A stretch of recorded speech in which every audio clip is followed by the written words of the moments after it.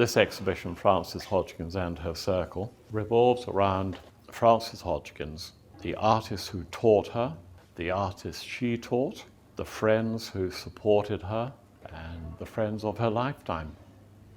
The starting point of the exhibition is Girolamo Nerli, who taught Frances Hodgkins in the 1880s. Nerli was an Italian count who came to Dunedin, taught art, was a member of the Otago Art Society.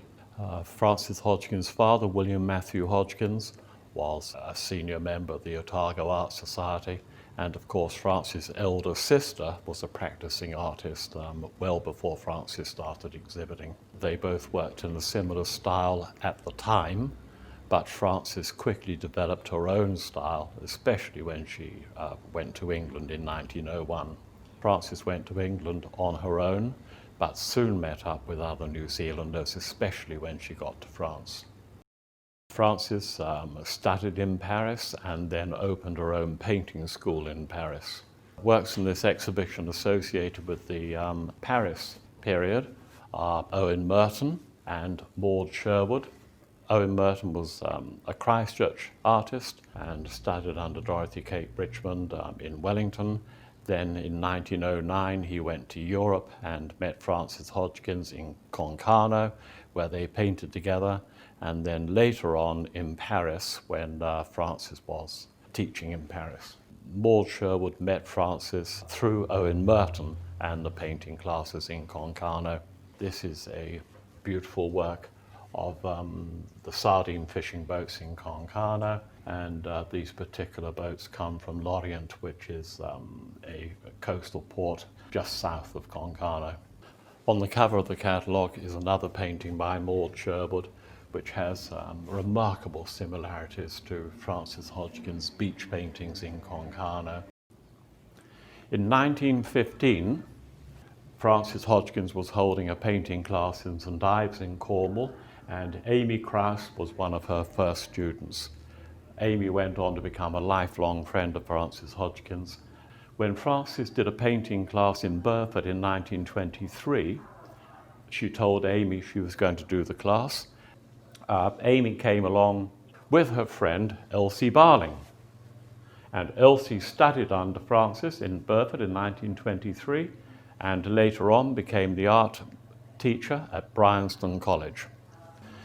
In 1919, Frances Hodgkins was living in St Ives. She painted this work, The Little Wine Shop. What I really like about this work is the lady wearing a big hat like Frances used to wear, disappearing out of the left-hand side of the painting, and this little dog, so beautifully illustrated, disappearing out of the right-hand side of the painting, both going in opposite directions, and the lovely cobbled street here.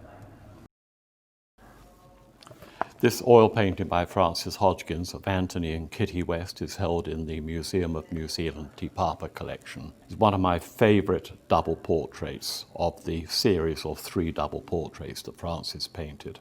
Anthony and Kitty West had a farm in Hungerford, and Frances visited them regularly, and Amy Krause also made pottery for Kitty and Anthony West. It was whilst Frances was staying on their farm that she was taken ill.